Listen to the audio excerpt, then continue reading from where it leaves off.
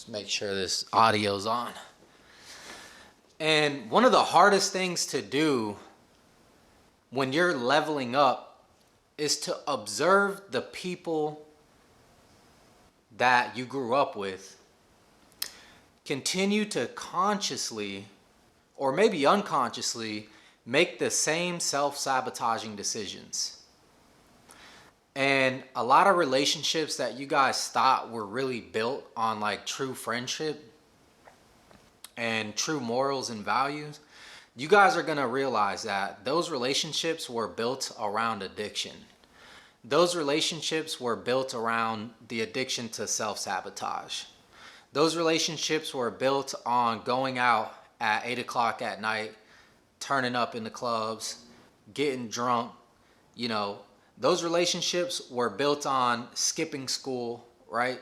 Stealing the money, hitting licks, or whatever the case is.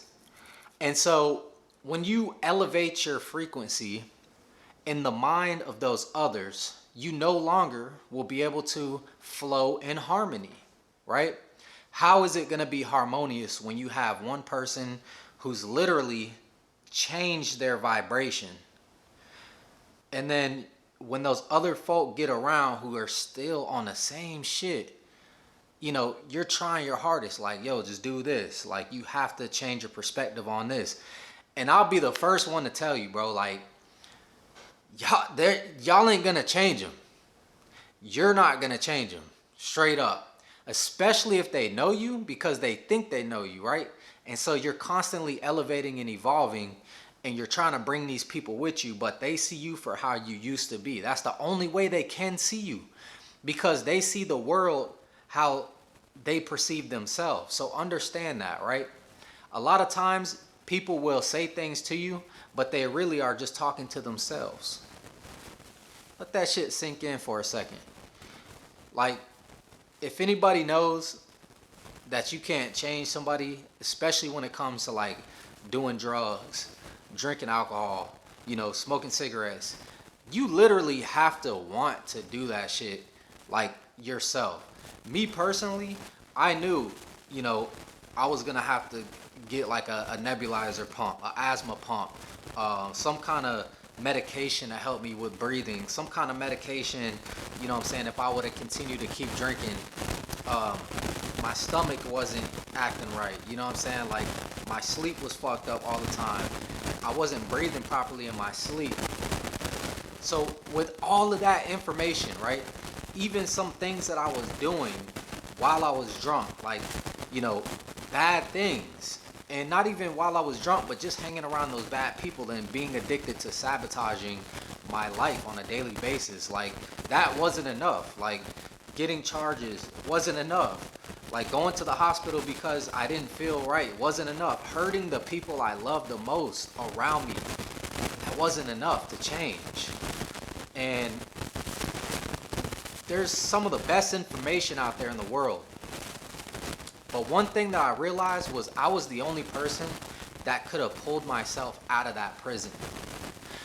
The most inspiring thing that you can do if you're challenged with changing people that you care about, that you love so much, and you just want the world for them, including your family, your kids, your wife, your spouse, your husband, your whatever.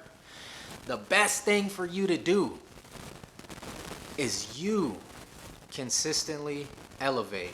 You consistently show up and be the best version of yourself and constantly move up the ranks of life, right?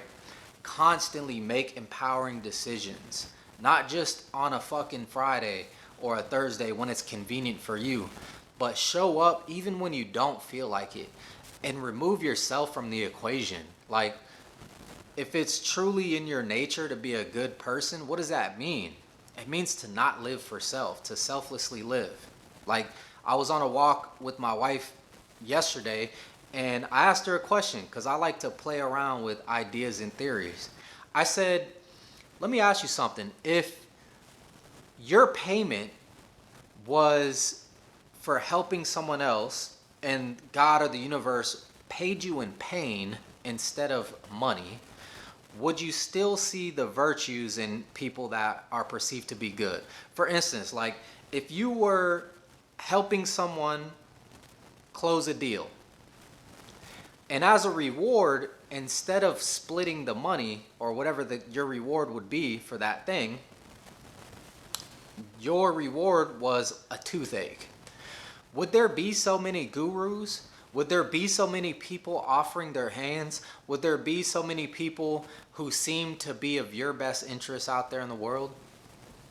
And it just kind of flips the perspective, right? And then I realized all the great people who still were pained for helping humanity. Jesus Christ, Gandhi, Buddha, all these people, right? And if you're a mentor, if you're a leader, you should be following in their footsteps too, because your people are your pain once you hit that next step in personal development. And I'm willing to suffer for you. I'm personally willing to show up when I don't feel like it, not because I have to, but because I need to. Like, not because I want to or I'm getting a reward for it, but because I personally need to in order to know that I'm on the right track. I'm gonna eat right. Yes, I'm gonna have a nice body. Yes, I'm gonna feel better throughout the day, but those are byproducts. But I'm doing it so my kids see me. They see me eating, clean foods. They don't see me indulging in pizza and drinking alcohol every night and shit like that, right? So I'm learning to remove myself from the equation and operating at a higher level for the benefit of everybody who's around me. And I just want the same for you guys too. Hey, look, if you guys need help closing deals, coming from a life insurance background where you're knocking on doors consistently, and you just need somewhere to go, not to change your contracts, but you guys just, maybe you want to switch to telesales and you're not too sure where to get started, click the link below, join the morning huddle. We're going to drop gems on your head top Monday, Tuesday, Wednesday, Thursday, and Friday. There's no way you guys are going to have questions about what to do in telesales when you're in the morning huddle. And I have that set up that way so that you don't have to change uplines. You don't have to even change your IMO. Even if you're not an insurance agent today and you're just maybe thinking about getting your license, it's worth the money and its weight, because you're going to be able to get around like-minded individuals who are constantly doing the same thing you're possibly looking to do. And obviously, we got the discount on the courses and stuff like that. So make sure you guys tap in. And if for anything else, personal development always comes first, and I'm always going to harp on that. I love you guys. Until next time, let's get it. I adopted a formula.